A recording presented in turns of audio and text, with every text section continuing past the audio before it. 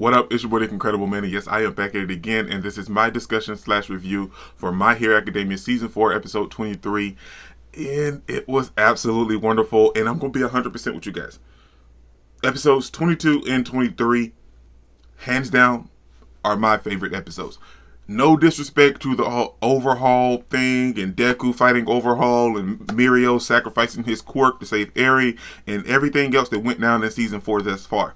It was good. I loved it. It was very good. But hands down, these two episodes are my favorites as of right now, and I'm going to explain that. So this episode, we got the continuation of the whole Gentle and Labrava and Deku fight. It got the conclusion part of it in this episode. After the fight had ended in the last episode, we see Watchdog, Ectoplasm, and they've come there to take control over Gentle and Labrava because Watchdog sniffed them out. Now, in this whole moment, like I said last week, we see Gentle sacrificing himself for Labrava. We get her real name, but we see him sacrificing himself for Labrava and keeping it a secret that Deku was there fighting him until Deku came and showed up himself. Because Watchdog showed up with Ectoplasm and was like, I know that there's someone else. I can smell one of our students. So where is he? And then Deku shows up. And I guess you can kind of say that kind of saved Gentle as well, because Watchdog may have attacked him or something. They try to get it out of him, or I don't say he would have tortured him or anything, but he would have kind of questioned him more as to like, where's our student? I can smell a student on you, so where's our student? And Deku shows up, and Deku corroborates everything Gentle was saying. Come on, man, tell me that ain't greatness. We have the greatness that is Gentle, we have the greatness that is Deku, and I even got to give it up for Ectoplasm and Watchdog, because they were even going along with it. Like, you can definitely tell that Deku got into a fight, and Ectoplasm and Watchdog both mentioned that later in the show. But for them both to go along with that, come on, man, that is epic. And I know I'm kind of all over the place, but even at the end of this episode, before we got into the preview, we see Gentle in interrogation and Labrava in interrogation, and the dude that's interrogating Gentle was like, well, there's easy ways to test to see if she was actually brainwashed, and you're still sticking with that story. And then he looks up Gentle's record and everything. He's like, well, a high school dropout, a dropout of the hero course. And the dude was like, okay, well, it's a good thing we caught you when we did, because now we know everything that's going on with you, and we know that now you can try to make a change. Come on, man, tell me that ain't greatness. Horikoshi is absolutely wonderful. He wrote it so that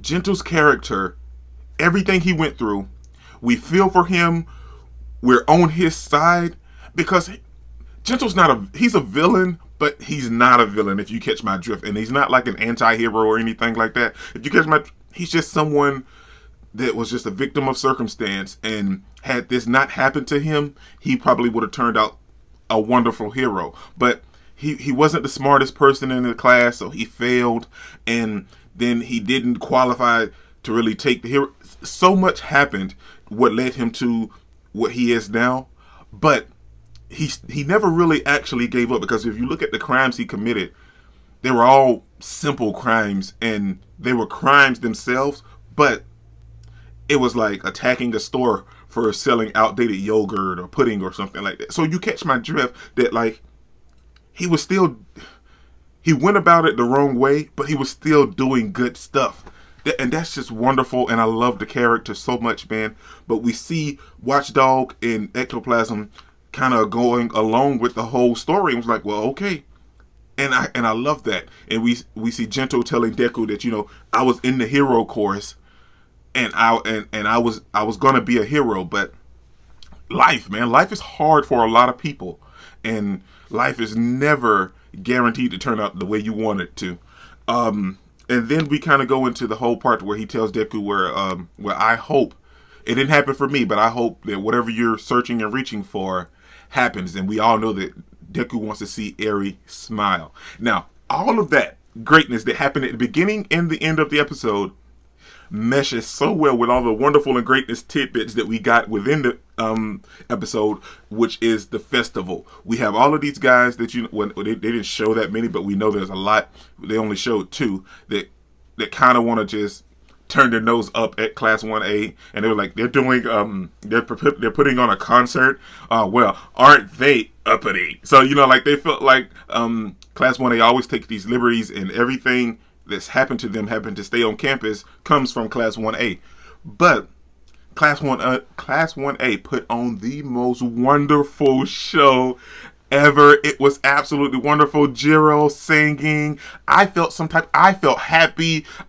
Some tears fell to my eye. I was wonderful. A smile came to my face. So much happened to me watching them perform that I could definitely been in the crowd with these other people, because as everything went on, it just brought a bigger smile to my face. There was so much from the dancing, the music, everybody playing the instruments, Bakugo, Kaminari, everybody going in, even Mineta, when all of the girls were dancing and doing their moves, and Mineta was just in the middle.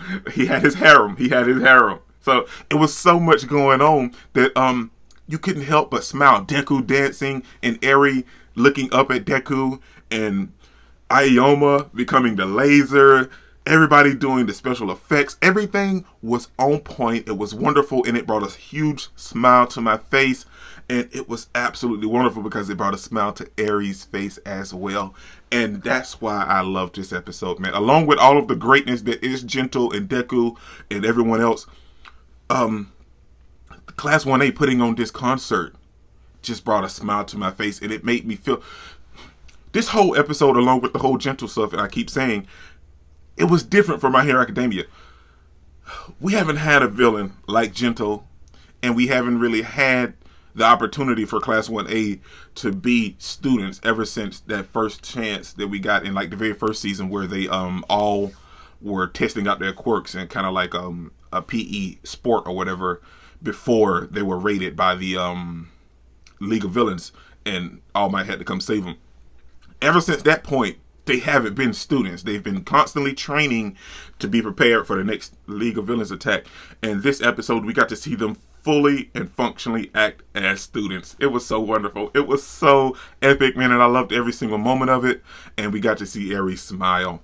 And then all of the people that were, kind of upset and angry at Class 1A, they ended up joining the concert. They were dancing and singing and moving along with everybody. So it was fun for them, and it was fun for us to watch and see that.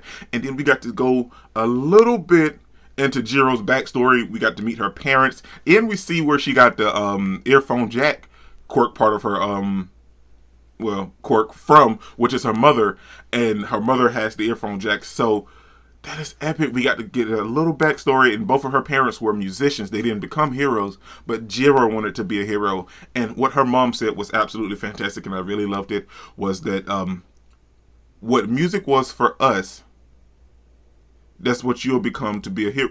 Like however she worded it, she was like, what music was for us, you being a hero is that for you, but you can still also love music as well. And we see that play throughout this episode and all of the training up to this point, to where Jiro was teaching everybody about instruments, because her mom and dad taught her about music, and it may never come back up in her actual hero life, but it played a part and played a moment in this episode for them to be a band with the whole team. Come on, man. It was epic. It was absolutely epic. And I actually kind of cried a little bit with her talking to her parents, and they were like, if you don't want to be a musician, that's okay, Jiro. You do whatever you want to do. Come on, man. I'm up here tearing up now, man. It was epic. It was wonderful. Then the concert ended, and then we got to see everybody kind of going around and cleaning up everything after themselves. And we have Mineta telling everybody, hurry up and clean up. Mineta, why are you in such of a rush? Because we're going to miss the beauty pageant. So come on and clean up. So they get there, and everybody's doing the beauty pageant. It was nice. And we see Nejiro. She won. She finally won the beauty pageant. So that was a huge shout out to Nejiro, man. Then we also see Class 1B's performance, and it felt like it was so much going on, because I'm assuming they had Harry Potter, Romeo and Juliet. Then they had there was another play in there as well. Star Wars. There was so much in their play, because we had old dude telling him, was like, well, I'm your father, so that was definitely straight out of Star Wars. And like Gandalf, this is just like Harry Potter. So it was fun. It was like Harry Potter, Star Wars, and Romeo and Juliet, and probably some others as well. But it was nice. It was fun. But it was such a wonderful episode. And then we see Deku and Mirio walking around with Eri and everybody else having a wonderful time just partaking in the actual event. And it was nice, man. It was so nice. It was fun. And I loved it. I really did. We got to see Deku have a wonderful time with Eri, and at the end of the episode, he gave her a candied apple that he made. So that was nice. And I think that's everything because I already talked about the gentle stuff at the beginning.